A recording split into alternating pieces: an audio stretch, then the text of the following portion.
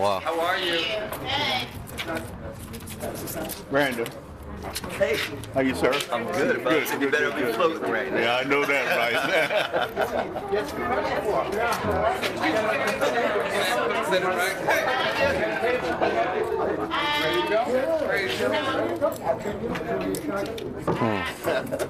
Good evening, ladies and gentlemen. Good evening. My name is Johnnie Cordero. I am the chair of the South Carolina Democratic Black Caucus, not to be confused with the South Carolina Legislative Black Caucus, which we have representatives here tonight. I'm honored to be here, and I want to just take a few minutes to say something to you that I think is very, very important. We break with tradition, or at least I break with tradition, when we make endorsements. And I have thought long and hard about this circumstance. And I want to tell you something, and I'm going to start with you with the thing that is most important to me.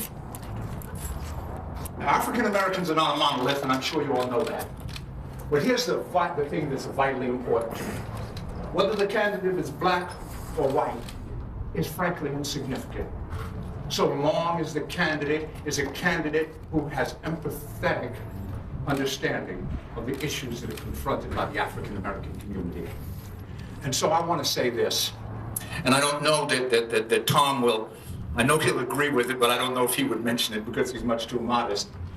We were on a panel in Rock Hill some time ago, and I was talking about what I consider the extrajudicial execution of African American men, women, and children. And as a result, I said what I had to say, and then, forgive me, Tom, I looked over at Tom Steyer, and he had tears in his eyes. That is empathy. And that's what we're talking about. And that's why I'm here tonight.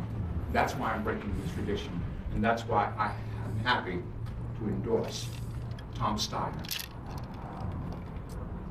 for the presidential nomination, President of the United States. And I want to tell you this. People have asked me why now, and why am I standing up for this? Because when this began, I got a call from a candidate by the name of Tom Steyer. And we talked, I don't know if you recall, we talked at that first time, and I asked him some very pointed questions about issues that are important to the African American community as I understand it. He was well informed, well versed on all of the issues. In fact, he wouldn't let me get a word in edgewise. I was trying to tell him about black issues, and he was telling us, and that was sincerity.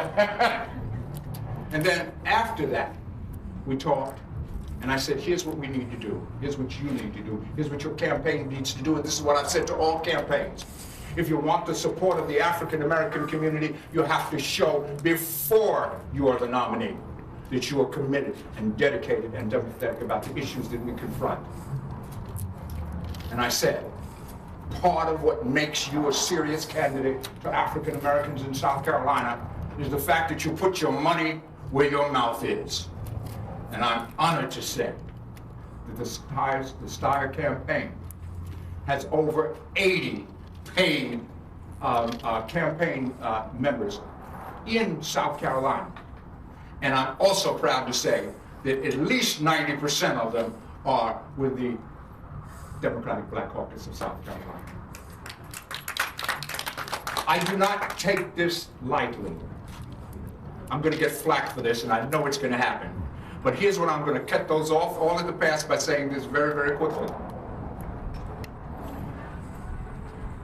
Why is it all right for a billionaire donor to support the Democratic Party, but a billionaire donor, a billionaire cannot use that same money to put his money where his mouth is and support a campaign for himself?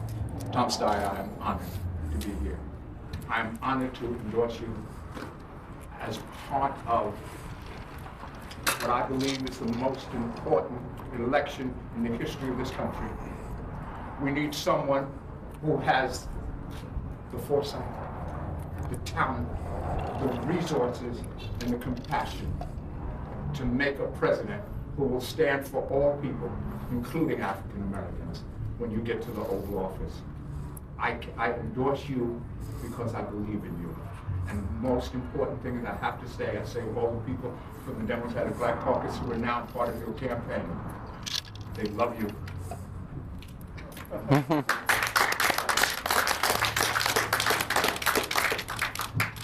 Ladies and gentlemen, very possibly the next president of the United States, Tom Steyer. So I know that what I want to say is thank you to Johnnie Cordero, and I want to make it clear that here is someone who is not just the chair of the Democratic Black Caucus of South Carolina, but he is somebody who is a thought leader in this state and around this country. And what he said actually to me was humbling, because I know that to deserve his endorsement and to live up to what he's saying, I have to be completely dedicated to being a good enough person to be worthy of him and the people he represents and the ideals that they've represented for a long time. So, especially today, a couple of days before the Martin Luther King holiday, I want to reaffirm my 100% commitment to justice for every American, and specifically the African American community. I want to say I'm 100% committed to justice for you now and always.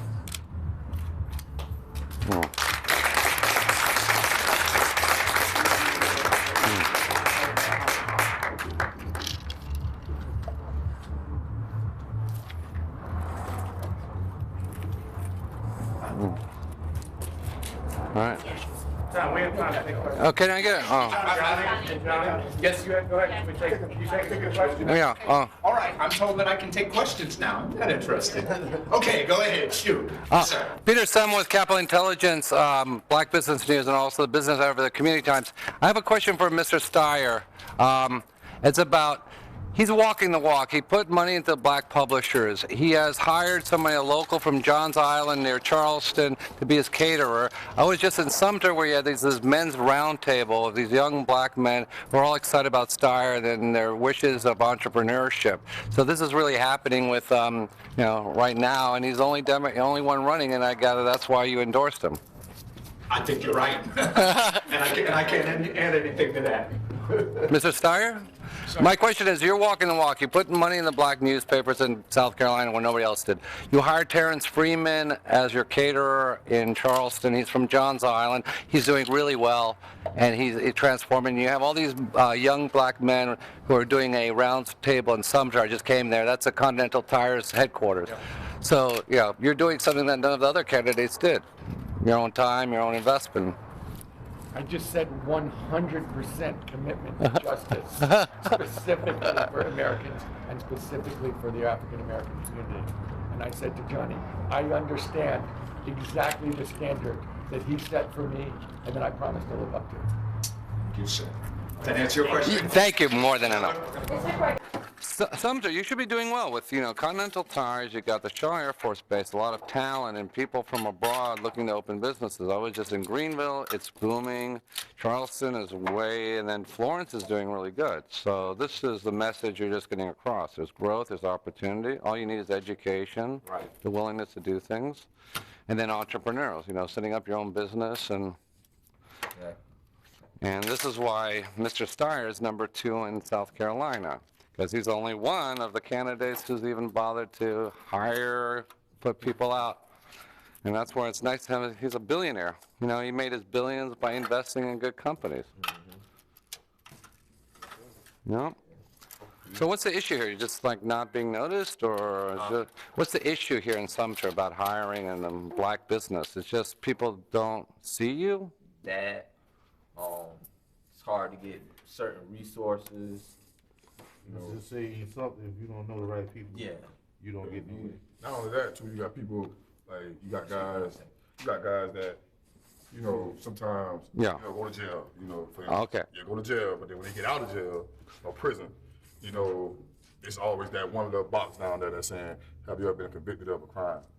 And you check the box. Sometimes they say it may not affect. They say we know discrimination. Oh, yeah. But you know, everybody know they do. You know what I'm saying? So it's stuff like that, a second chance and stuff. If somebody went to jail and did their time, Yeah. then rehabilitated. Like returning citizens, I mean, I saw something in Cleveland, a co-op consortium of returning citizens working a laundering service, commercial, fantastic business. Because a returning citizen is the one who wants the job the most. Yes. Once you get it, you want to do it, and you want to work hard to keep it. So something in like where you can't find staff, like laundering services, this kind of hard work. Yeah. And then, do they do that in South Carolina, train you for jobs in there, or is it just a parking lot where you just take drugs and learn new crimes?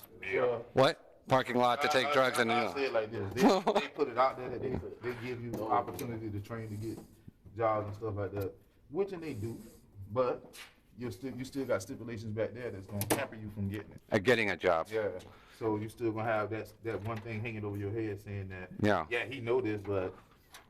Yeah. I'm saying, Most people in jail, I mean, either there's mental illness that should be covered by health care or drug addiction that should be treated beforehand. you working, man, so you don't understand the difference between a certificate saying that you did this And then- really having a diploma or something saying that Yeah. you made this. You made this. Like,